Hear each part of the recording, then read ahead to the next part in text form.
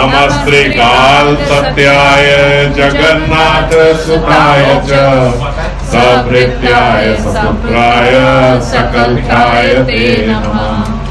ओम अज्ञानतिमिरान्धस्य ज्ञानाञ्जनशलाकया चक्षुरुन्मीलितं येन तस्मै श्रीगुरुवे नमः।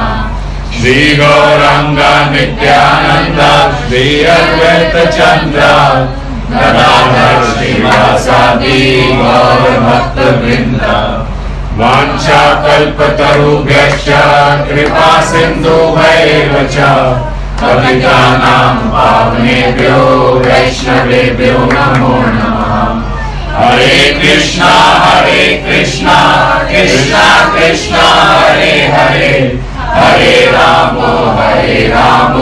राम राम हरे हरे। तो पिछली बारी हम लोग चर्चा कर रहे थे कि महाप्रभु ने श्रीवास प्रभु के कहने पे श्रीवास आंगन में संकीर्तन प्रारंभ किया और यही कलयुग के संकीर्तन का प्रारंभ है। कोई साधारण वस्तु नहीं है। एक युग का धर्म प्रारंभ हुआ जब श्रीवास पंडित ने बोला था, और महाप्रभु के अनेक कारणों में से एक मुख्य कारण ये भी है कि वो कलयुग में कलयुग का धर्म हरिनाम संकीर्तन देने के लिए अवतरित हुए। और कलयुग में संकीर्तन के साथ साथ संकीर्तन किस प्रकार करना चाहिए, क्या स्वभाव होना चाहिए, और एक वैष्णव का कैसा आचरण होना चाहिए, ये महाप्रभु ने और नित्यानंद ने अपने जीवन से दर्शाया। नित्यानंद प्रभु का अभी जो हम गौर लीला कर रहे हैं उसमें भी आगमन हुआ नहीं है, अभी आगमन होना है नित्यानंद प्रभु का। और अब जब से महाप्रभु की दीक्षा हुई उसके बाद से खासकर एक भक्त का क्या आचरण होना चाहिए वो महाप्रभु के आचरण से सीखने को मिलता है। और पद पद पर महाप्रभु ने हम लोगों को ये शिक्षा दी कि किस प्रकार एक भक्त का स्वभाव, एक आदर्श भक्त का स्वभाव होना चाहिए। इसमें कोई भी ऐसी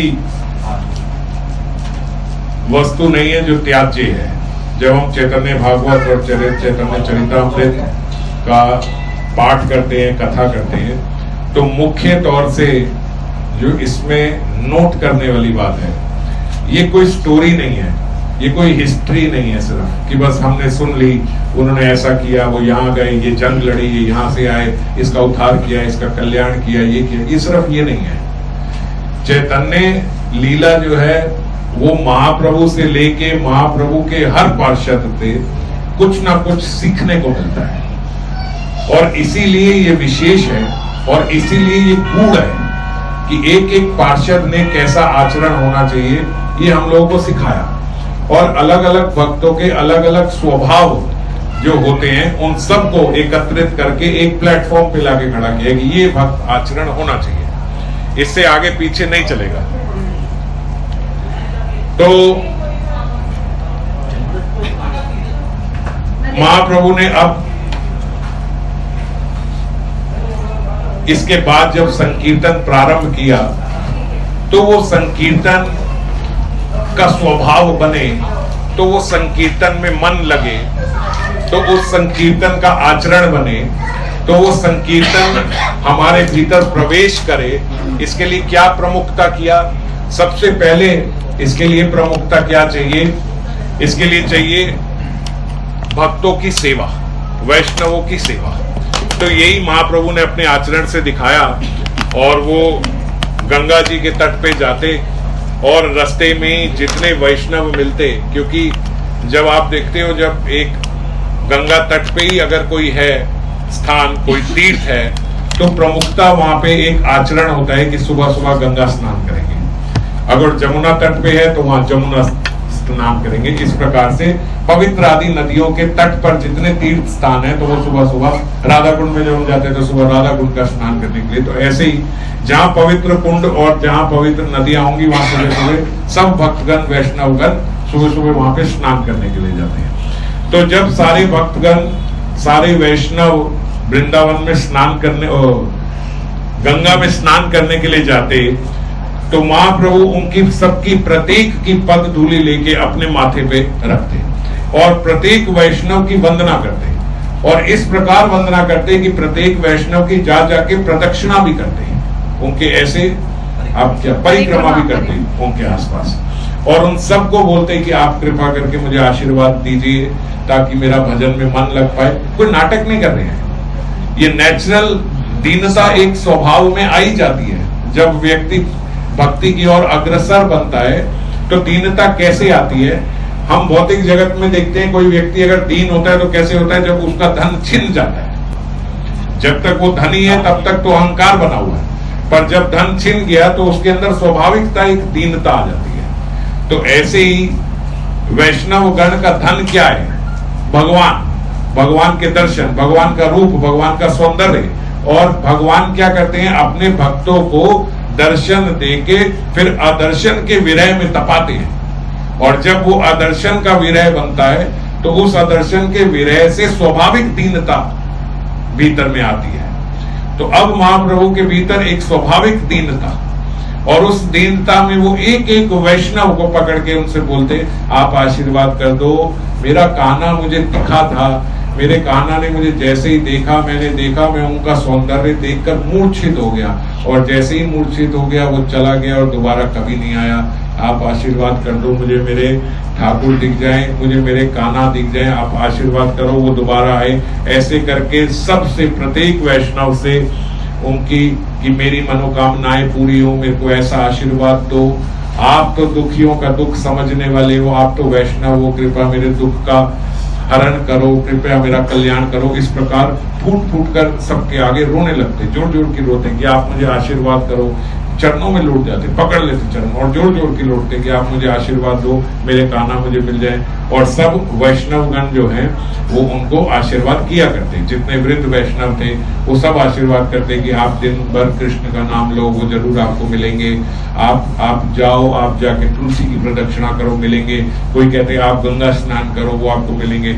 इस प्रकार जैसे जैसे जो जो वैष्णव उनको आशीर्वाद देते, वो उन सबसे वैष्णवों से बोलते हैं, अच्छा आप मेरे सिर पे हाथ रखो कि मैं ये कर पाऊं, आप बल दो, मेरे भीतर बल नहीं है कि मैं ये सब कर पाऊं। इस प्रकार दीनता से, अब ये स्वभाव देखो, ये स्वाभाविक दीनता है, ये ऐसे नहीं है कि कोई नाटक चल रहा है, कोई कपट चल रहा है। स्वाभाविक दीनता महाप्रभु की कि आप मेरे को कृपा करो कि मैं ऐसा बन पाऊं, ऐसा कर पाऊं। और अगर कोई व्यक्ति, अगर कोई वैष्णव चंदन घीस रहा होता तो जाके उसके साथ चंदन घीसने लगते कि आपका चंदन मैं घीस देता हूँ, सेवा ही करनी है ना।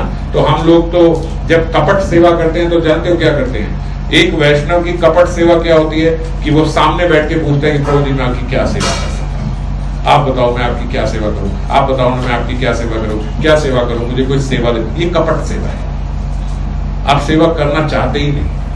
असल में आप केवल दिखाना चाहते हो कि मैं सेवा करना चाहता हूँ, और दिख जाए तो बात बन गई, करने की जरूरत क्या है? क्योंकि लक्ष्य तो यही था कि दिख जाए। अगर सेवा करना चाहो तो देखो महाप्रभु के आचरण से सेवा कैसे होती है।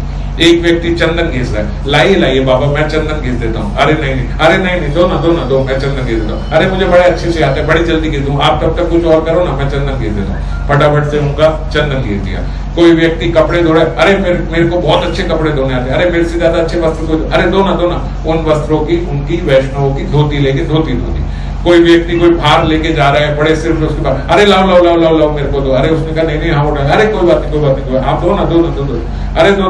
उससे जबरदस्ती उसने भार लिया और लेके उनके घर तक छोड़ने के लिए गए जहाँ पे वो जा रहे हैं। तो इस प्रकार से कोई भी, किसी की भी, जो वैष्णव जो कुछ कर रहा हो वो उसकी सेवा करने में लग जाते, भांति भांति की सेवाएं करते, और बोलते जितने वृद्ध वैष्णव थे वो भी उन्हें भांति भांति के आशीर्वाद दिया करते। और अब तो कुछ वैष्णव बोलते, ऐसा बोलने लगे, अरे कौन कहता है कि ये निमाई पंडित पागल हो गया, ये किसने हवा फैला दी कि निमाई पंडित पागल हो गया? पागल कहाँ हो गया, ये तो देखो कृष्ण प्रेम में उन्मत्त हो गया। ऐसा प्रेमी व्यक्ति, ऐसा भक्त तो हमने कभी देखा ही नहीं। और आप कहते हो कि इसके भीतर वायु आ गई, क्योंकि महाप्रभु कोई साधारण व्यक्ति तो है नहीं, पखांड पंडित है। भगवान के नाम से तो कोई नहीं जानता, पर सब ये तो जानते थे कि ये पखांड पंडित है, केशव कश्मीरी को हराया। तो ऐसे पंडित इतने विख्यात थे, और अब जब देखते कि इस दैन्यता से सेवा करे तो सब बोलते कि कोई वायु आई है इसमें, अरे ये तो इतना विनम्र स्वभाव का हो गया है, इतना बढ़िया हो गया है। कौन बोलता है ये तो प्रेम में उन्मत्त है, गलत बोलते सबके इसके भीतर भाई। और सब वैष्णव, बहुत जो वृद्ध वैष्णव होते हैं वो सब खूब आशीर्वाद उनको देते। तो इस आशीर्वाद के साथ ही महाप्रभु बोलते कि यही आशीर्वाद एक वैष्णव के हृदय का बल है कि वो संकीर्तन में जुड़ पाए, संकीर्तन कर पाए। अब हम लोग देखो अभी संकीर्तन कर रहे थे, एक स्लो ट्यून में आराम से संकीर्तन करते करते पता है क्या होता है, क्यों कम हो जाते हैं, आधे लोग हो जाते हैं। मैं देख रहा हूँ, मैं देखता ही हूँ, सबको ये देख रहा हूँ, आधे लोग बीच में भूल ही जाते हैं कि क्या बोल रहे थे, बोलते बोलते, क्योंकि ध्यान लगता नहीं है। हरि नाम में ध्यान लगता नहीं, तेज तेज बोल रहे हैं तो आप एक फ्लो में ट्यून में बोलते गए। अब बड़ी स्लो बोल रहे हैं तो बीच में समझ नहीं आता अब कहाँ थे, हरे हरे थे, हरे कृष्णा कृष्णा क्या बोल रहे थे, भूल गए। इतने में चलते थे, हमारा मन इतना चंचल है, बहुत चंचल है मन। अभी चल ही रहा है, एकदम से बीच में भाग गया। अब क्योंकि इतना स्लो चल रहा है, ट्यून भी एकदम ऐसी फ्लैट चल रही है तो पता ही नहीं लगा कहाँ थे। ये जो आजकल हम झूले पे ठाकुर जी को झुला रहे हैं ना, ये जो तीज से लेके रक्षाबंधन तक झुलाते हैं, जो अभी झूलन यात्रा चल रही है, साल में 3 बार होती है, तो अभी जो चल रही है वो तीज से लेके रक्षाबंधन तक। तो बोलते हैं जो इसको हिंडोला बोलते हैं, जो वृंदावन में जाते, बोलते इस झूले में तो झुलाओ झुलाओ, पर आपके भीतर सबसे ज्यादा चंचल चीज क्या है, आपका मन हर समय झूलता रहता है, कभी इधर कभी उधर कभी उधर। बोलते उस मन रूपी झूले में राधा गोविंद देव जी को बिठाओ, ये असली झूला झूलाना है। जहां भी मन भागे वो बीच में ऊपर बैठेगा, इधर भागे इधर भी बैठेगा, उधर भागे उधर भी बैठेगा, ये करें ये भी वही करें, ये करें ये भी वही करें। मन झूल रहा है, सबसे ज्यादा तो मन ही झूल रहा है, तो मन में उनको बिठाओ। ये झूलन यात्रा 3 बार साल में नहीं, ये झूलन यात्रा सदा चलती रहेगी, झूलते रहे। आपको ठाकुर जी झूलना अच्छा लगता है ना किशोरी जी, आप मेरे मन में बैठ जाओ, ये झूलो। तो इस प्रकार से मन में अपने ठाकुर जी को झूलन करें। तो खैर अब प्रारंभ किया संकीर्तन का, और संकीर्तन के प्रारंभ के साथ साथ महाप्रभु के अब आप आचरण देखोगे तो अब एक बिल्कुल भक्त स्वभाव जैसा होना चाहिए वैसा वैसा आचरण बन गया। और संकीर्तन प्रारंभ करने में वृंदावन ठाकुर जी बोलते कि संकीर्तन प्रारंभ करने में एक बहुत बड़ा फायदा है। जो भक्त आपस में संकीर्तन करेंगे, जोड़ जोड़ के संकीर्तन करेंगे, तो कलयुग का ये धर्म क्यों बना, संकीर्तन क्यों प्रारंभ किया, इस संकीर्तन को ही कलयुग का धर्म क्यों माना गया? क्योंकि कलयुग में लोगों के पास समय नहीं है भजन करने के लिए, वो करना नहीं चाहते, करते नहीं है, कितना भी कुछ वो बोल रहे हैं, टाइम नहीं है हमारे पास ये करने का। तो इसीलिए नाम जप तो है ही है जो हम अपना करते हैं, पर साथ में रोज महाप्रभु संकीर्तन करते। तो रोज संकीर्तन क्यों करते हैं? बोलते संकीर्तन का एक विशेष लाभ है। वो क्या कि अब जैसे मान लीजिए हम लोग यहाँ 40-50 लोग अगर बैठे हैं, तो एक बार अगर हमने हरि नाम किया, एक हरि नाम, एक बार केवल मंत्र बोला और 50 लोग बैठे हैं, तो प्रत्येक व्यक्ति का 50 बार नाम माना जाएगा लिया। अगर मान लीजिए यहाँ 108 लोग बैठे हैं और एक बार केवल एक बार मंत्र बोला, महामंत्र, केवल एक बार हरे कृष्णा मंत्र बोला, पर सब 108 ने बोला, तो सबका 108 एक माला हो गई। ये संकीर्तन का सबसे बड़ा लाभ है। और सबसे ज्यादा नुकसान में कौन रहता है इसमें? जो संकीर्तन में चुप करके बैठा है। एक एक मंत्र में एक एक माला हो रही है, पर वो चुप करके बैठा है, वो बोल ही नहीं रहा, तो उसका सबसे बड़ा नुकसान। जो बाकी लोग कर रहे हैं उनका क्या, 108 नहीं 107 हो जाएंगे, उनके लिए तो कोई प्रॉब्लम नहीं है, पर जो वो एक नहीं कर रहा, वो प्रत्येक मंत्र में इतना इतना नुकसान हो रहा है। तो इसीलिए संकीर्तन में कभी चुप नहीं रहना चाहिए। तो सबका लाभ तो है ही है। सबका लाभ क्या है कि जब हम जोर से, जो हरिनाम हरिदास ठाकुर जी बताते थे कि जब जोर से संकीर्तन किया जाता है तो जितने कीट कीटाणु जीवाणु सब जो सुन रहे हैं उन सबका कल्याण होता है। जब जोर से ध्वनि निकलती है तो वो ध्वनि जिस जिसके कान में जाएगी उसका कल्याण निश्चित है, होगा। अब पेड़ तो नहीं ले सकते, पौधे तो नहीं ले सकते, पशु पक्षी तो नहीं ले सकते, तो इसीलिए बोलते वैष्णव के घर में सब वैष्णव। अगर आप किसी वैष्णव के घर में जाओ तो वहां कीड़ा मक्खी मच्छर सब वैष्णव। क्यों? क्योंकि वहां संकीर्तन होता है और वो सब संकीर्तन सुनते हैं, तो उनके माध्यम से उनका भी संकीर्तन हो गया। तो इसीलिए विशेष रूप से कलयुग में संकीर्तन प्रारंभ किया। और रात्रि के समय कुछ छठे छठे से भगवत भक्त वहां पे आते और श्रीवास आंगन में, फिर बाकी का आंगन बंद कर दिया जाता और बंद दरवाजों के अंदर संकीर्तन होता। पहले दिन दूसरे दिन जब संकीर्तन हुआ तो महाप्रभु जोर जोर के नृत्य करते और अर्धरात्रि को जोर जोर के रोने लगते। अब लोगों ने पूछा कि भाई आप इतना रोते क्यों, बताओ तो सही, क्या पीड़ा होती है। तो अब लेके महाप्रभु बैठे, सबको निमाई और बोलते कि देखो अब तो कुछ ही लोग हैं इसके भीतर, इस कमरे में, क्योंकि श्रीवास आंगन को एकदम टाइटली बंद कर दिया जाता कि कोई भीतर आ नहीं सकता, ये नियम था वहां का। तो बोलते आप कुछ ही लोग अंदर हो, मैं आप लोगों के सामने ये बताता हूँ, सबके सामने बोलूंगा तो सब बोलेंगे बावरा हो गया, दिमागी पागल हो गया, या कोई बातें बनाता है या कुछ कपट करता है। पर मैं आपको सत्य बताता हूँ, जब मैं गया से लौट रहा था तो लौटते समय एक श्याम वर्ण का परम सुंदर बालक मेरे समीप आया था। मैं आपसे सत्य बोल रहा हूँ, मैं जब वहां पे था मैं होश में था, वो मेरे समीप आया। कैसा दिखता था, बोले बड़े सुंदर सुंदर उसके पैरों की उंगलियां थी, पांव की उंगलियां देख के ही मैं मोहित हो गया। एकदम सुंदर बनावट की, नीले रंग का ऊपर से और नीचे से एकदम लाल रंग की, लाल सुर्ख उंगलियों की बनावट ऐसी कि मैं वो देख के मोहित हो गया। और उन पे इतने छोटे छोटे नूपुर बंधे हुए और उन नूपुर की एक एक झंकार ऐसे आती मानो जैसे एक एक उनको आनंदित कर रहा हूं। जब वो चलते तो अलग अलग से सारे नूपुरों की झंकार सुनाई देती। अच्छा, और बोलते गले में उनके जैसे हमारे ये हड्डी दिखाई देती, एकदम पतला गला, शरीर और कोई हड्डी नहीं, और एकदम चौड़ी छाती, और गले में उन्होंने वैजंती माला पहनी हुई, और मुख तो इतना सुंदर मुख और काले रंग के बाल और घुंघराले आगे आते हुए, बड़ा सुंदर मनोहर दृश्य, आनंद हो गया। और कमर पे उन्होंने पीताम्बरी ऐसे बांधी हुई और लकोटी लगाई हुई, बड़ा महाराज क्या आनंद है। देख के बोलते उनको देखते ही मैं मूर्छित हो गया, और जैसे ही मूर्छित हुआ तो बोलते उन्होंने, जब मैं गिर रहा था मूर्छित होके, तो मेरा हाथ पकड़ा और उनका स्पर्श करते ही मैं गिर गया। और बोलते उसके बाद मुझे जब होश आया तो देखा वो है ही नहीं। अब तब से लेके आज तक इतना पुकार रहा हूँ, वो कहाँ चले गए, मुझसे क्या अपराध बना, क्यों मुझे मूर्छा आ गई। शायद मेरे मूर्छित होने से वो मेरा अपराध मान गए, शायद मैं तो मूर्छित हुआ लेकिन उन्होंने ऐसे देखा कि जैसे मैंने किसी की डिसरिस्पेक्ट करी हो, कि वो आए और मैं अपना लेट गया, मुझे परवाह ही नहीं है, मुझसे क्या ऐसा अपराध बना, क्या उन्होंने मेरा अपराध ले लिया, ऐसा क्या हुआ, आप सब मुझे बताओ, ऐसा क्या हुआ, वो मुझे क्यों नहीं मिलते।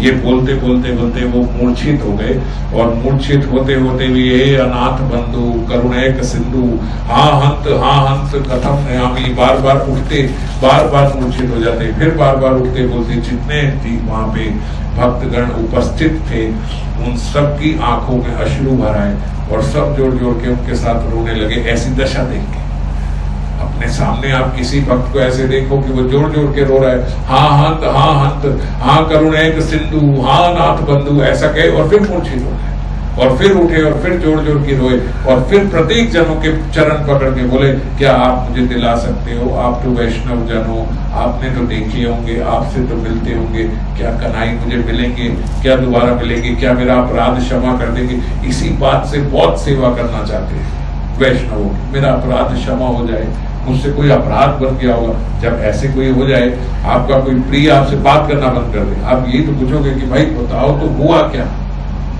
गलती क्या हो। अब वो बात ही नहीं कर रहा, आप फोन पे फोन, अरे भाई एक बार उठा के बोल तो सही कि मैंने क्या गलती करी है। ऐसे तड़पते हो कि नहीं तड़पते, भगवान के नाम से तो समझ में नहीं आ रही होगी कि क्या हुआ। मान लो आपका कोई बड़ा प्रिय है और अचानक बात करना बंद कर दिया, आप दिन भर सोचते रहो मैंने क्या लास्ट बात करी थी, क्या हुआ था, क्या मुझसे गलती हो गई थी, कौन सी बात बुरी लग गई होगी, क्यों नहीं वो एक बार बोले तो सही। इसी प्रकार से महाप्रभु के अंदर ऐसी वेदना हो रही कि मुझे पता तो लगे ऐसा क्या हुआ कि एक बार मिलने के बाद दोबारा नहीं मिल रहे। क्या तो इस प्रकार करते और फिर बोला अच्छा चलो मैंने आपका समय खराब किया, आप बुरा नहीं मानना, आप सब मुझसे बुरा। सब बोले नहीं नहीं नहीं कोई बुरा मानने की बात नहीं। भाई बोले अब तो सुबह हो गई, मैं चलता हूँ, हम कल फिर मिलेंगे, कल फिर ऐसे ही संकीर्तन करेंगे। और बोलते कल फिर मिलते और जोड़ जोड़ के खोल कीर्तन और मंजीरे सब लेके जोड़ जोड़ की कीर्तन हुआ करता। और जितने भी भक्तगण वहां पे जो अपने थे, बोलते किसी के मन में भी कोई मान सम्मान या दिखावे की भाव नहीं था, इसीलिए बड़े कम लोगों को ही लेके संकीर्तन किया जाता है कि अगर कोई बाहर का व्यक्ति प्रवेश कर जाएगा तो फिर मन खराब होगा, मन में संसारिक भावना आ जाएगी। अगर किसी के अंदर कोई मान या भाव की इच्छा रही तो सबके भीतर एक संसारिक भावना आ जाएगी, इसलिए बड़े कम लोगों में ही ऐसा संकीर्तन हुआ। और महाप्रभु की ऐसी वेदना और ऐसी स्थिति देख के माता सची ने गदाधर पंडित को बोला कि गदाधर तुम रात भर इसके साथ जो संकीर्तन करते हो रहते हो, तो अब ऐसा लगने लगा निमाई थोड़ा शांत हो गया है, थोड़ा पहले से अच्छा हो गया है, तो तुम ऐसा करो तुम थोड़े दिन इसके साथ ही रह जाओ। गदाधर ने बोला हाँ आई क्यों नहीं, रह जाऊंगा। तो गदाधर जो है अब वो निमाई के साथ रहने लगे। अगर अर्धरात्रि को भी आ जाते तो उनके साथ ही विश्राम भी करते हैं। तो एक दिन गदाधर जो थे वो महाप्रभु के चरण सम्मान कर रहे थे। इसी प्रकार से महाप्रभु की जब महाप्रभु लेट जाते तो निमाई के चरण दबाते और चरण दबाते दबाते उनसे थोड़ी बातें करते। उनसे भी निमाई यही पूछते कि गदाधर तुम तो बचपन से कन्हई के भक्त हो, तुम तो बचपन से कन्हैया को जानते हो, अरे बड़ा नटखट है, किस बात का बुरा मान जाए पता ही नहीं लगता। गदाधर बोलते नहीं बुरा नहीं मानते, वो तो क्रीड़ा करते हैं अपने भक्तों के साथ, आपके साथ क्रीड़ा कर रहे हैं, आप सौभाग्यशाली हो आपके साथ क्रीड़ा कर रहे हैं, हमारे साथ तो क्रीड़ा करते नहीं। बोले तुम तो बचपन से उनके साथ हो, तुम तो बचपन से बोलते, मैं आपको क्या बताऊं निमाई, जो क्रीड़ा आपके साथ हुई वो क्रीड़ा मेरे साथ नहीं होती। और आप मेरा कल्याण करो, आप मेरा उद्धार करो, ये जो सबके सामने आप इतना बोलते हो, मैं जानता हूं आप कौन हो, आप मेरा कल्याण करो। वो बोलते मैं क्या कल्याण करूंगा, मैं तो खुद देखना चाहता हूँ, मेरे तो होता नहीं। बोलते प्रभु अब ये सब बातें मत करो और मेरा कल्याण क्या करूं। बोलते तुम जानते हो निमाई, ना तो मेरे अंदर कोई साधक का बल है, ना मैंने कभी कोई साधना ऐसी करी है, ना ही कोई मैंने ऐसा कोई शुभ कर्म किया है कि जिसके बल पे मैं मांगू कि मैंने इतने शुभ कर्म किए, और ना ही मैंने कोई तीर्थ यात्रा करी है, मैंने कुछ भी नहीं करा। बस मेरे पास अगर कोई बल है तो वो एकमात्र तुम्हारे चरणों का बल है, आप कृपा करो। चरण सम्मान भी करते जा रहे गदाधर पंडित साथ साथ, और करते करते उनसे बोल रहे बस आपका ही एक कृपा का मेरे पास एक स्कोप है, बस आप चाहो तो आप कृपा कर दो। तो बोलते प्रभु भी उनकी बात सुनते रहे और उनको फिर उन्होंने बोला कि देखो आप कितने दीन हो, आप कितने शुरुआत से भजन कर रहे हो, हमें तो अभी अभी पता लगा है कि कन्हैया कौन है। अच्छा तुम्हें पता नहीं था। बोलते तुम मुझे छल रहे हो। बोले अरे तुम्हारा भाव देखो कितना दैन्यता है तुम्हारे भाव, तुम मेरे को बोल रहे हो।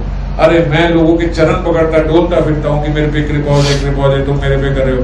ऐसे तीन को तो भगवान मिलते ही मिलते हैं, क्योंकि कृष्ण क्या देखते हैं, अभी महाप्रभु बोल रहे हैं कि कृष्ण क्या देखते हैं। बोलते शुभ कर्मों का जिसके अंदर अभिमान है वो उसके पास नहीं जाते हैं। बड़ा तीर्थाटन करके अगर किसी को अभिमान हुआ है कि मैं इतने तीर्थ किया यहाँ गया वगैरह, उसको नहीं मिलते।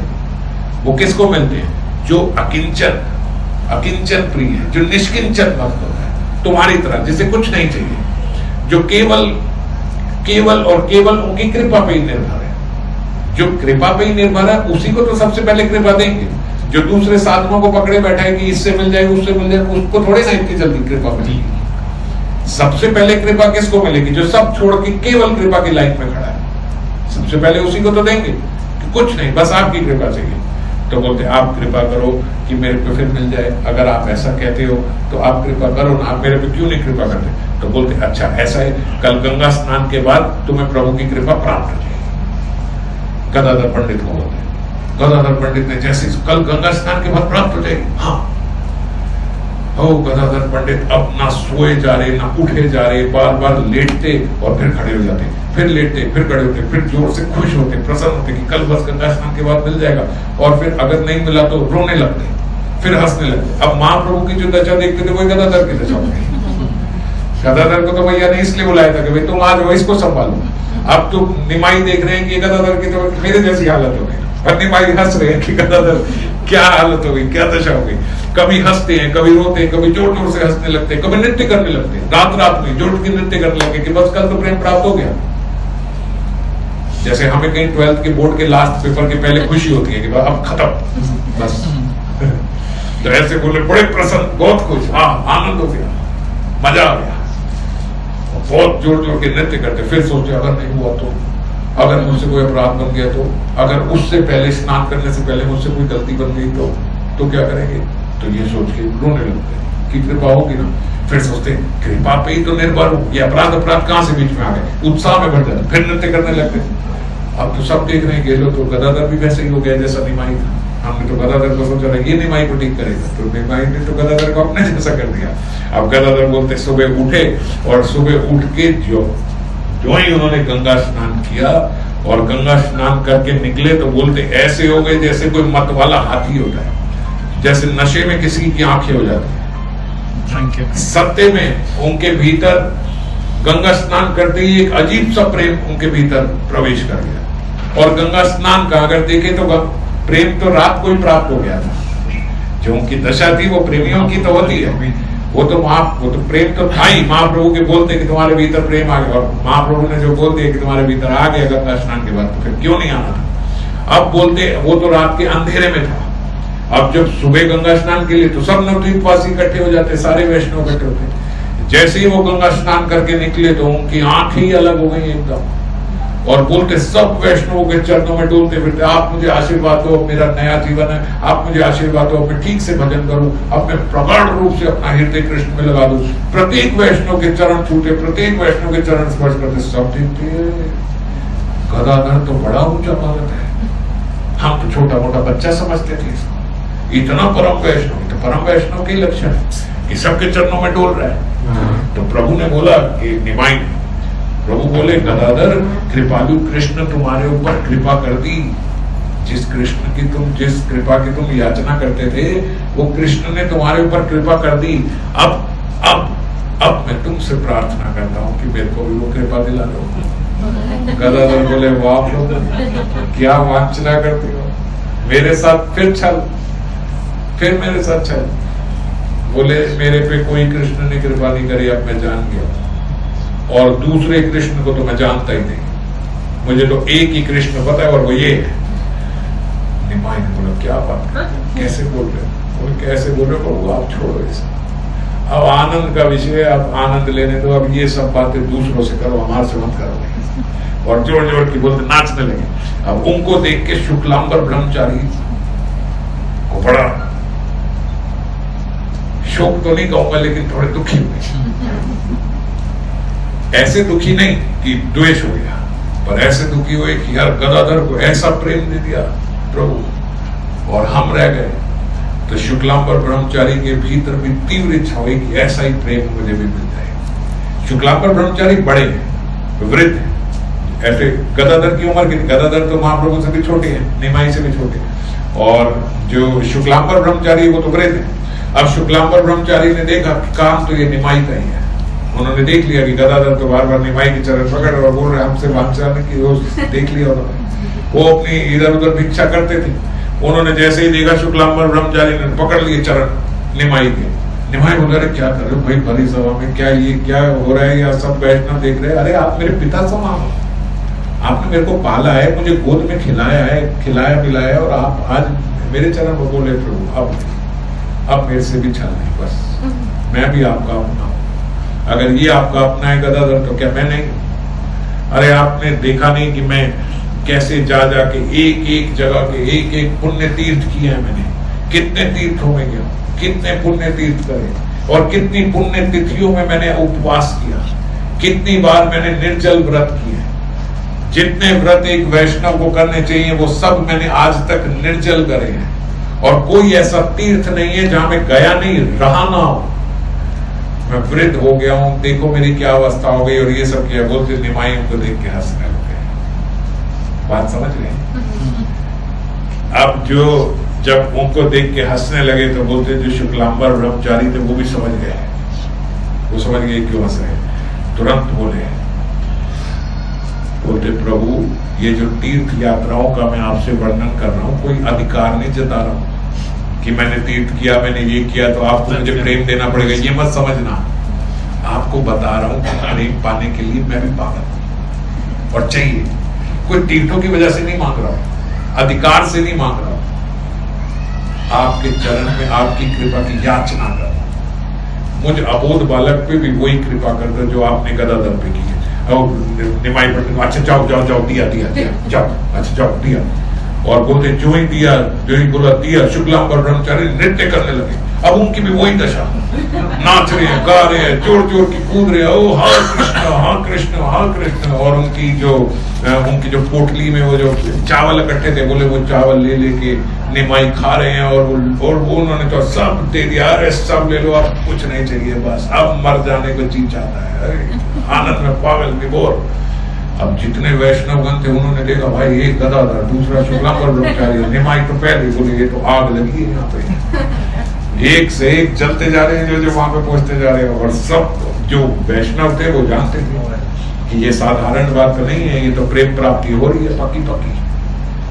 अब निमाई पंडित को जो लोग पागल पागल बोलते थे या जो द्वेषी थे वो बोलते थे, पर जो वैष्णव थे वो भी समझते थे कि भाई कोई तो वायु आ गई इसके भीतर। आप वो समझ गए कोई वायु शायु नहीं है, ये प्रेम का रोग लगा है, दिस इज कंटेजियस। ये तो जिस चीज को दिए जा रहे हैं टन टन सबको वैसा ही होता जा रहा है। कोरोना तो क्या वायरस होगा जो प्रेम का वायरस है। तो लग गया अब तो, और सब वैष्णवगण अब धीरे धीरे समझने लगे। अब जब रात को संकीर्तन होता तो फिर वही बंद दरवाजे। अब यहीं पे विशेष रूप से चैतन्य भागवत में बताया गया कि देखो नियम कितने आवश्यक है। क्योंकि जब कोई व्यक्ति नियम रखता है, नियम से अपना जीवन पालन करता है, तो उसके भीतर उन नियमों के कारण संयमता आ जाती है, संयम आ जाता है, दृढ़ता आ जाती है, तत्परता आती है, नम्रता आती है, दीनता आती है, सहनशीलता आती है, और सद्वृत्तियां उसके भीतर प्रवेश करती हैं। किसके भीतर? जो नियम से चलता है, जो वैष्णव नियम से चलता है, जो सब पे है। और जो नियम पालन नहीं करता उसकी भी दशा बताई। अब आप कहोगे यहाँ पे नियम की बात कहां से आ गई? तो बोलते श्रीवास आंगन में अब एक नियम बना रखा था कि अनाधिकारियों को अंदर नहीं आने देना, जितने अनाधिकारी हैं उनको प्रवेश नहीं करने देना, क्योंकि सांसारिक भाव का समावेश होगा अगर वो भीतर आ गए तो मन की झुंझलाहट अब सबके भीतर होती। भाई आप बोलो कि हम संकीर्तन कर रहे हैं और बंद दरवाजे में करें, तो सबके भीतर एक ऐसा होता है कि भाई संकीर्तन तो एक ऐसी चीज है, भाई हमें भी करने दो, क्या हो गया? अगर नाच गा रहे हो, संकीर्तन कर रहे हो, तो इतना बंद क्यों कर रहे हो? तो हम सबको भी करने दो। ऐसी जगहों पे अब जब पंडाल लगता है, कथा हो रही है, तो कोई रोकता थोड़ी है कि भाई अंदर नहीं आएगा, कोई घुसेगा नहीं, तो बोलते हमें भी जाने दो। तो अब देखा जाए एक दृष्टि से तो ये गलत हो रहा है कि संकीर्तन के क्यों द्वार बंद कर दिए। अगर तुम संकीर्तन नहीं कर रहे हो तो खुले द्वार में भाई जितने अंदर जगह है उतने तो लोग आएंगे, बाकी बाहर रहेंगे जैसे भी रहेंगे। अब आप बोले कि नहीं ये बाहर वाले छोड़ो, दरवाजा बंद कर दो, तो बाहर वाले तो झुंझलाएंगे ना कि क्यों बंद करा है, क्यों बंद करो। तो अब बोलते जो नियम पालन के पक्के थे उनके भीतर दृढ़ता, तत्परता और नम्रता और दीनता थी। तो नम्रता और दीनता में व्यक्ति क्या करता है? वो अपनी मन की झंझलाहट को रोककर धैर्य के साथ प्रतीक्षा करने लगे कि कोई बात नहीं, हल्ला न करो, क्योंकि संकीर्तन हो रहा है, वैष्णव भी तो कर रहे हैं जो कर रहे हैं। और जब ऐसे करके उन्होंने संयम रखा तो बोलते जब सुबह द्वार खुले तो जितने श्रद्धावान थे उन श्रद्धावान ने बोला नम्रता पूर्वक कि भाई हमें भी कीर्तन में बुलाया करो, हमको भी निमाई को देखना है, हमें भी ये संकीर्तन, हम भी तो कब से तरस रहे हैं कि कभी तो नवद्वीप में ऐसा संकीर्तन और आज हुआ और हमें बाहर रखा जा रहा है, वंचित किया जा रहा है हमें। बोलते जब इस प्रकार से उनको देखा तो श्रीवास पंडित बोलते अच्छा ये तो हमारे जैसा ही है, आप आ जाना, आप आ जाना, आप भी रात को आ जाना, आप भी आ जाना। तो जिन जिन ने संयम रखा बोले उनको तो सुबह दर्शन भी हुए और अगले दिन बुला भी लिया, क्योंकि ऐसे थोड़े ना कोई मनाई थी कि भाई आके ये लड्डू ज्यादा खा जाएगा, ये पर प्लेट हमारे तो 700 रुपए लगते हैं, ऐसी तो कोई बात ही नहीं। तो संकीर्तन हो रहा है और नहीं बुला रहे थे तो सिर्फ इसीलिए कि कोई संसारिक भावना है भीतर। अब जिसके भाव अपने जैसे दिखते थे तो बोलते थे आओ आओ आप भी आ जाओ, रात को आप भी आ जाओ। और अब यहीं पे जो बोलते नियम पालन के पक्के नहीं थे, तो नियम पालन के पक्के ना होने से क्या होता है, सबसे पहले द्वेष होने लगता है। किसके प्रति द्वेष होता है? जो नियम के पालन करते हैं, सबसे पहले उसके प्रति द्वेष। आप कभी भी देख लेना, एक व्यक्ति नियम का पालन करता है और दूसरा नहीं करता है, तो जो नहीं करता है उसका पहला द्वेष का सब्जेक्ट वही बनेगा जो करता है। कभी कुछ ज्यादा ही फैनेटिक हो गया, इधर नहीं पागल होना चाहिए, थोड़ा ठीक बैलेंस करिए। फालतू ही कुछ ज्यादा ही दिखाने का हो गया एक्ट्रेस का, अभी ज्यादा हीरो बदले इस प्रकार से। और द्वेष के बाद फिर हम क्या करते हैं, उस नियम के विरुद्ध प्रचार करते हैं कि अब देखना, बता देंगे ठीक है, तीसरे से जाके पूछेंगे, सबको अपनी तरफ लेके, ये देखना ये ठीक है, ये दरवाजे बंद करके जो संकीर्तन करना ये ठीक है, मतलब भगवान की भजन को भी अब अंदर बंद कर दिया कि ये भी सब नहीं करेंगे, ये ठीक है। तो इस प्रकार से बोलते हैं, वो प्रचार करने लगे। और इतना प्रचार तो बोलते महाप्रभु के संकीर्तन ने नहीं किया, जितना द्वेषियों ने कर दिया कि संकीर्तन प्रारंभ हो गया। और ऐसा ही होता है, जो नेगेटिव लोग हैं वो पब्लिसिटी ज्यादा कर देते हैं, और द्वेष बुद्धि से प्रचार करते हुए फिर धीरे धीरे क्रोध बनने लगता है। जो हम देखते हैं ना कि जब ऐसा, इसने ऐसा कैसे करा, इसने ऐसे करा, इसने ये कर कैसे, ये ऐसे कैसे कर, और बस वो क्रोध में कन्वर्ट हो जाता है। ऐसे कैसे, मेरे को कहीं मिल जाए ना मैं ही मान लूंगा। अब वो करते करते करते करते पढ़ते पढ़ते वही क्रोध में कन्वर्ट हो गया, और फिर वही क्रोध क्रिया में आने लगता है। अब मैं ही कुछ करूंगा, अब मुझे कुछ करना पड़ेगा, ये बहुत ज्यादा हो रहा है। अरे वो वही था जो बाहर सामने खड़ा था, अभी बस देख ही रहा था, बस धीरे धीरे धीरे धीरे द्वेष से बढ़ते बढ़ते बढ़ते बढ़ते फिर प्रचार करा, फिर प्रचार से क्रोध, और फिर क्रोध से अब क्रिया में, अब मैंने ही कुछ करना है, अब मैं कुछ करूंगा, कि ये जिस प्रकार से हो रहा है। तो बोलते अब विरोधियों के कारण संकीर्तन जो है वो देशव्यापी बन गया, अब पूरे देश में फैल गया कि भैया वहां नवद्वीप में संकीर्तन, नाम संकीर्तन शुरू हो गया है।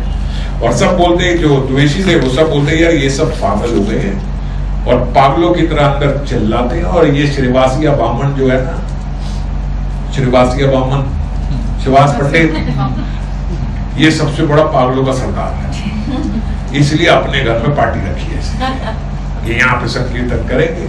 भिखारी, खाने को कुछ है नहीं, तो जोर जोर के चिल्लाता है, 2 रोटी फालतू मिल जाए तो और जोर की चिल्लाता है। ये इस प्रकार, ब्राह्मण को तो आदमी 1 मिनट लगाता है भिखारी बोलने में कि कोई काम धंधा है नहीं, सुबह इन्होंने थोड़े ना काम पे जाना है, इनका क्या है, तो पूरी रात बैठ के चिल्लाएंगे। अब आप बताओ भैया, आपस में एक दूसरे से बोलते हैं, आप बताओ भैया, क्या चिल्लाने से भगवान जल्दी मिल जाते हैं? क्या जोर जोर के चिल्लाने से जल्दी मिल जाते हैं? भगवान सर्वव्यापी हैं, है ना? तो मन के अंदर बोलो, क्यों चिल्लाया करते हैं? इतने चिल्ला के सबकी रात को नींद खराब करना है, ये सब करना है, ये सब क्या है? ये कोई तरीका है? गलत तरीके से भजन कर रहे हैं, ये सब कर रहे हैं, ये सब सत्यानाश कर देंगे। आप देखना, अब ये नहीं जाएंगे, हम सारे मरेंगे। कैसे मरेंगे? बोले राजा की तरफ से अब 2 नाव आने वाली हैं। ऐसे ही हवा में एक बंदे ने फैला दिया, अब जब फैलाने लगे तो कोई कुछ भी बोलता है। अब जैसे कोरोना फैल रहा है तो कोई कुछ भी बोलता है, अब तो ऐसे हो रहा है, अब तो वैसे हो रहा है। हजारों इलाज भी निकलते हैं और हजारों तरीके भी निकलते हैं। ऐसे ना करो कोरोना हो जाएगा, ऐसे ना करो कोरोना हो जाएगा। किसी ने एक बार ही बोल दिया कि पेटीएम के किसी एम्प्लॉय को कोरोना हो गया, लोगों ने पेटीएम यूज करना बंद कर दिया, भाई कोरोना हो जाएगा।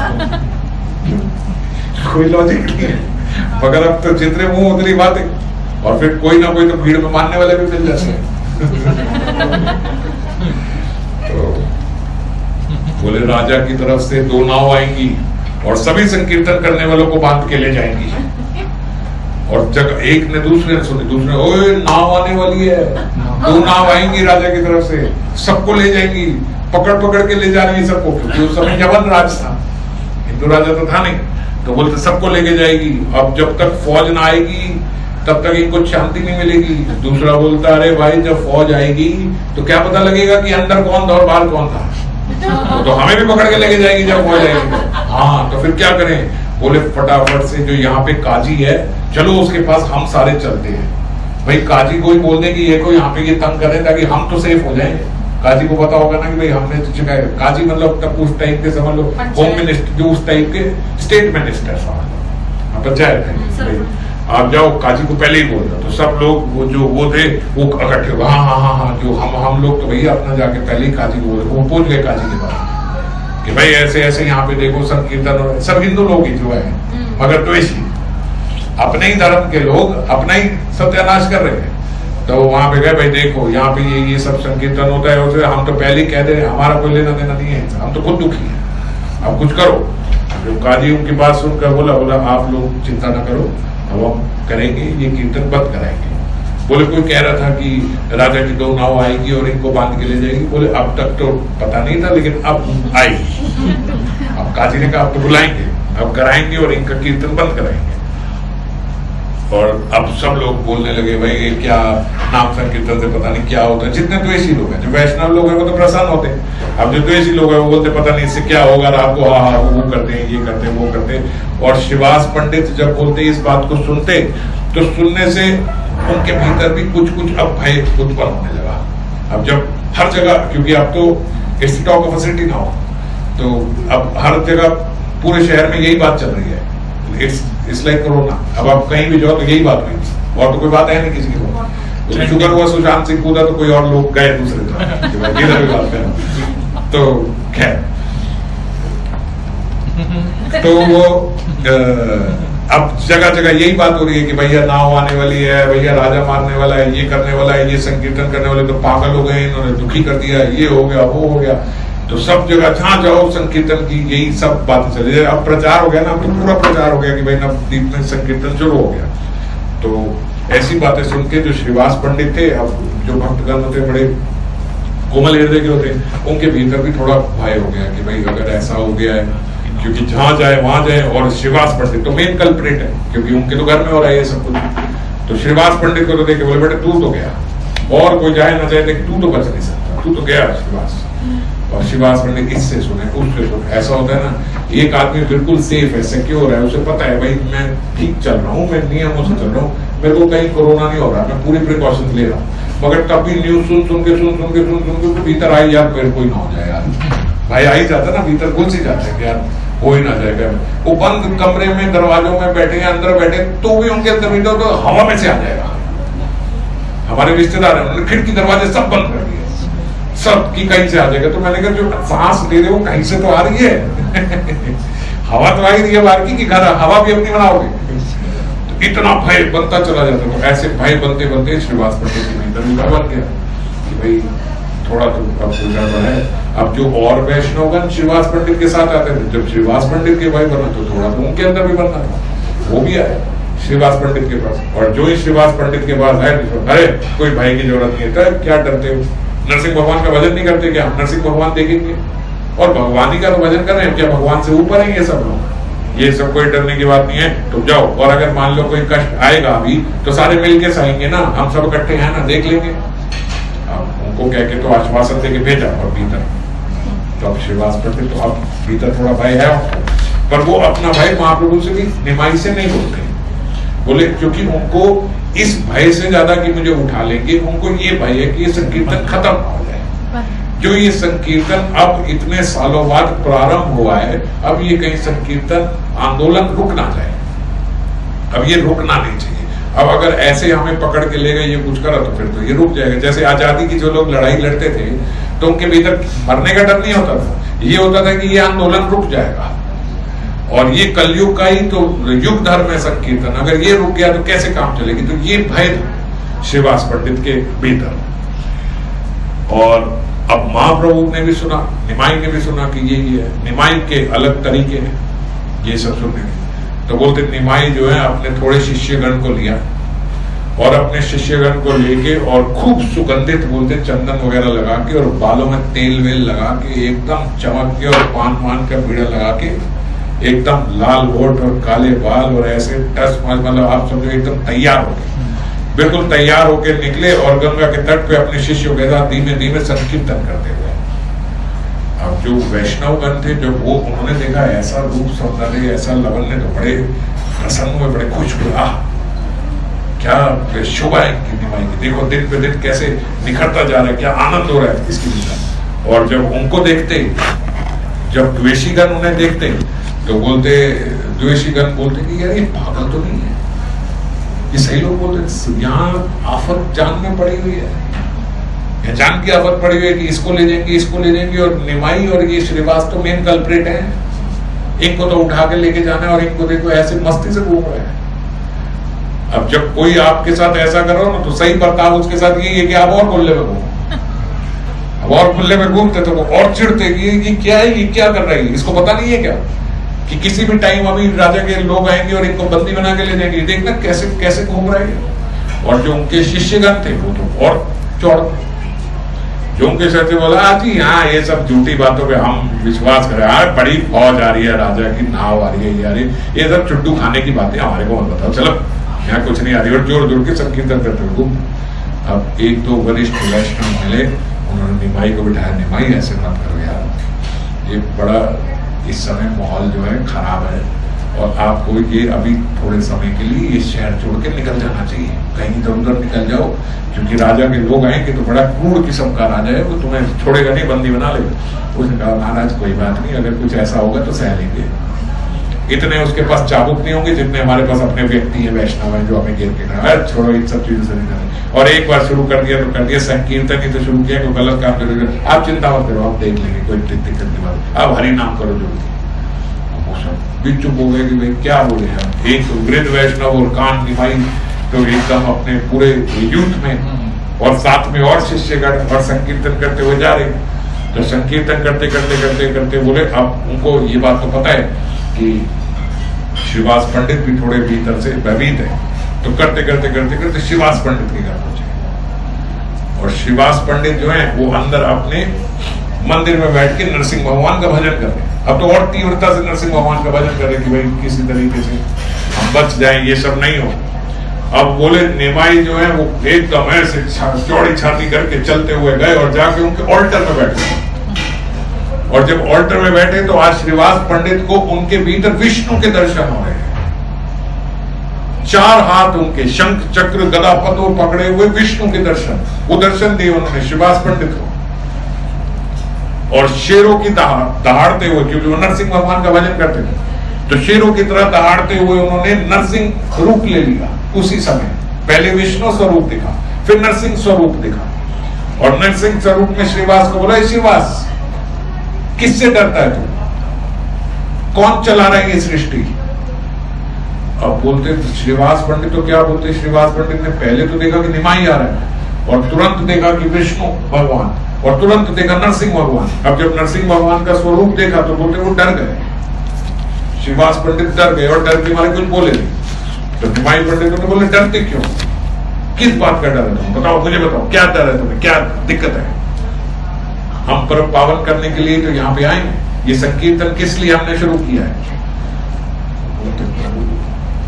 बोलते चिंता मत करो, अगर तुम्हें कुछ करना है तो मेरी स्तुति करो, तुम बहुत सुंदर मेरी स्तुति करते हो, तुम बहुत अच्छे मेरे भक्त हो, और तुम्हारे जैसे भक्त को कभी डरने की जरूरत नहीं है, मैं तुम्हारी रक्षा के लिए सदा यहीं पे हूं। अब बोलते श्रीवास पंडित भूल गए कि ये वो निमाई है जिसको मैं खिलाया करता था गोद में, अब तो उनके प्रति बहुत भाव आ गया, क्योंकि अब देख रहे हैं तो विष्णु ही देख रहे हैं और नरसिंह भगवान के उनके भीतर दर्शन हो रहे हैं। तो बोलते हैं प्रभु आप तो स्वयं विष्णु, आप ब्रह्मा हो, आप शिव हो, आप ही रक्षा करते हो, आप ही नाश करते हो, आपकी जय हो, इस प्रकार करके उनकी स्तुति करने लगे। अब सब भूल गए कि भैया ये निमाई है, ये छोटा है, ये वो जैसे अर्जुन का। हाँ, और प्रभु ने कहते हैं उनको गंभीर स्वर से बोला श्रीवास तुम चिंता मत करो, और एक बात समझो, तुम्हें किस बात करना है, राजा आएगा, नाव लेके आएगा, सिपाही लेके आएगा, किसी से घबराने की जरूरत नहीं है।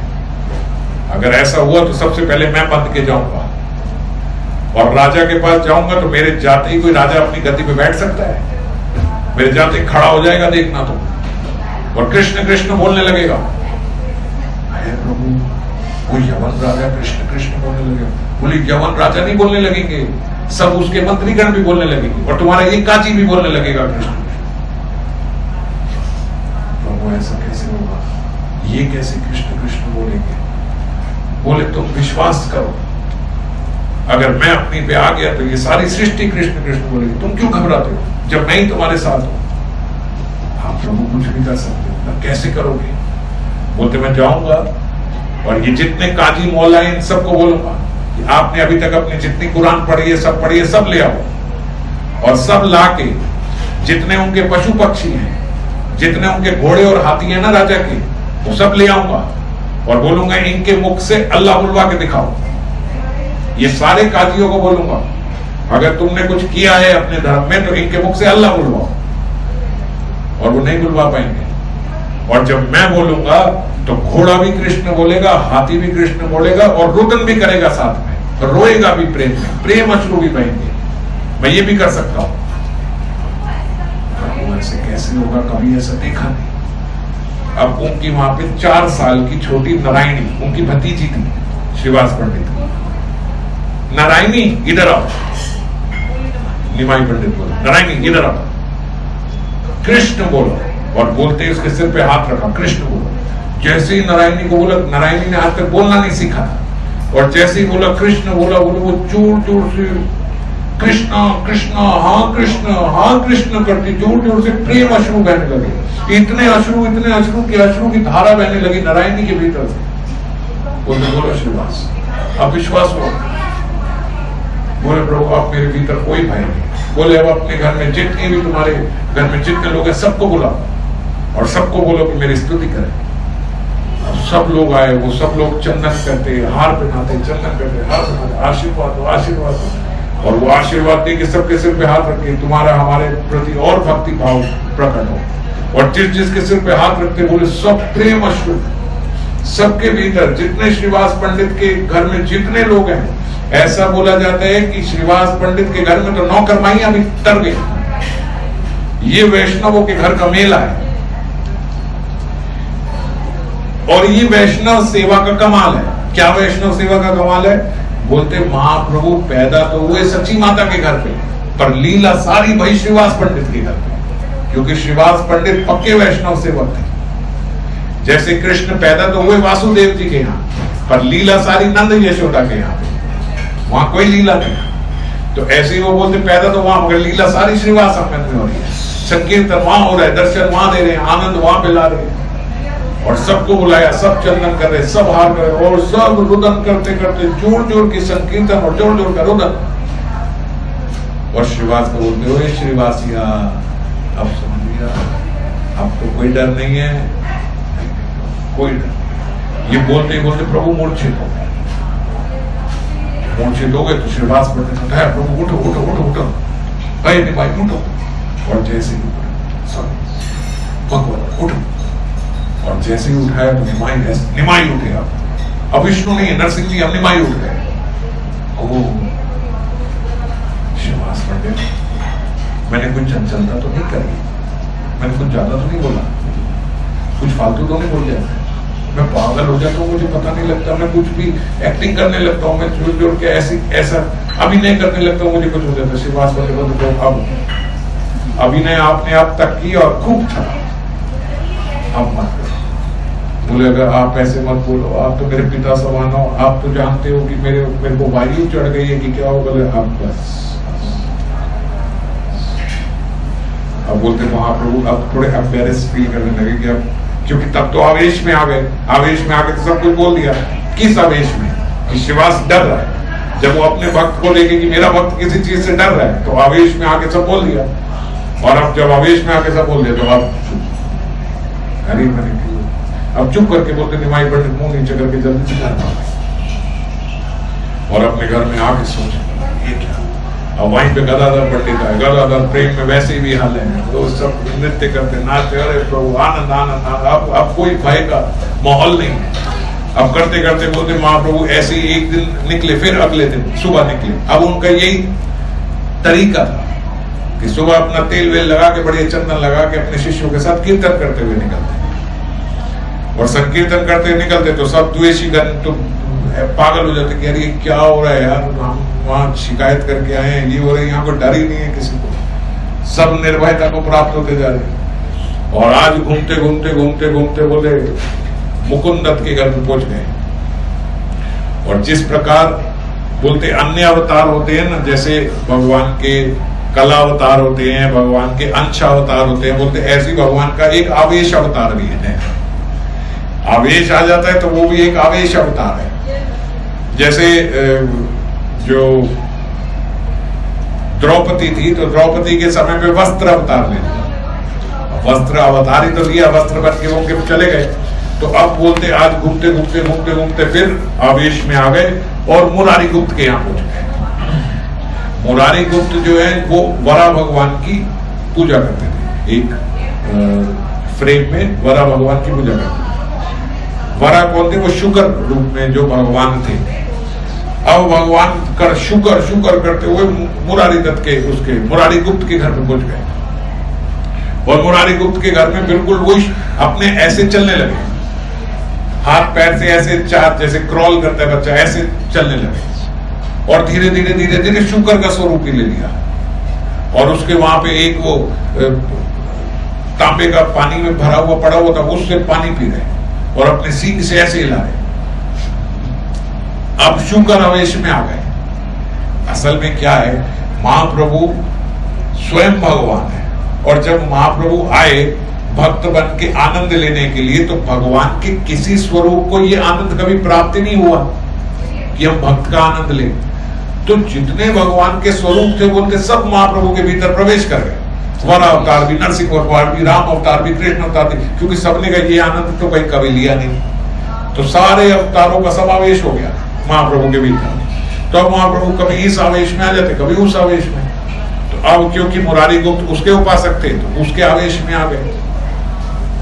अब उसके आवेश में आके मुरारी गुप्त को बोलते तुम किस बात की चिंता करता है, डर रहा है तुम कि सैनिक आएंगे, ये आएंगे। अरे अगर मेरे भक्तों को कोई तंग करे ना तो मैं अपने, चाहे मेरा पुत्र ही क्यों ना हो, मैं उसको भी नहीं छोड़ता। अब बोलते वरा अवतार में भगवान जान के ये बात क्यों बोल रहे हैं? क्योंकि वरा अवतार में ही उनका पृथ्वी से पुत्र हुआ था नरकासुर, और नरकासुर का उन्होंने वध कर दिया था क्योंकि वो गलत कंपनी में पड़ के असुर बन गया था। तो बोलते जब उन्होंने उसका बाणासुर के खराब कंपनी में पड़ गया था नरकासुर। ये भी देखना चाहिए कि एसोसिएशन कैसी होनी चाहिए भक्तों की। जो बाणासुर था बलि का बेटा, वो दुष्ट था और वो इसके साथ मिलके इसने नरकासुर को भी असुर बना दिया और 16,100 रानियों को किडनैप कर लिया। तो उन्होंने पृथ्वी को वरदान दिया हुआ था कि जब तक आप नहीं बोलोगी तब तक आपके पुत्र के मैं वध नहीं करूंगा। अब जब ललित उसमें सत्यभामा रूप में आई पृथ्वी, तो सत्यभामा ने बोला कि प्रभु वो इतना नरकासुर अदम उठा रहा है, आप उसका कुछ करते क्यों नहीं? तो आप कह रही हो करते हैं, तो चलो आप कर देते हैं और नरकासुर का वध कर दिया। ये आपने पहले पूरी कथा सुनी हुई है। तो इसीलिए वरा अवतार में वो बोल रहे मैं अपने पुत्र को भी माफ नहीं करता। तुम क्या समझ रहे हो? और उनको ही कथा सुनाई मुरारी गुप्त कि देखो ऐसे मैंने अपने पुत्र का भी वध कर दिया था क्योंकि वो भक्तों को तंग कर रहा था और अभी भी तुम्हें भय है। मुरारी गुप्त को अब आपके होते हुए कैसा भय? मुरारी गुप्त को बुलाया, बोलो मेरी स्तुति करो। अब भगवान का ये भी बड़ा एक आनंद है, भक्तों को बुला के बोलता है अच्छा करो स्तुति। अब मुरारी को बोलते प्रभु ऐसे तो एकदम से कोई स्तुति मेरे को याद नहीं आ रही जैसे हम लोगों की अवस्था होगी ऐसी अवस्था। मुरारी को बोल रहे आप एकदम से बोले करो मत, नहीं कर रहा है, करो स्तुति। बोले क्या बोलूं, आप क्या हो, आप क्या नहीं हो और क्या हो और ये और कौन कर सकता है? बोले देखो वेदों में भी हमारी बहुत स्तुति करी है, इस प्रकार की वो नहीं। अब वेदों में बोलते हैं इनके हाथ नहीं है, इनके पैर नहीं है, इनके ये नहीं है। बोलते वेदों ने तो जितना कष्ट मुझे दिया और किसी ने नहीं दिया। और एक वो हमारा लड़का प्रकाशानंद, वो बेटा प्रकाशानंद भी बड़ा तंग कर रहा है। वो वहां पे ऐसा प्रचार कर रहा है कि हमारे हाथ नहीं है, पैर नहीं है, कुछ नहीं है, सब होते हुए ऐसे बोलता है। वेदों में ऐसा लिखा है।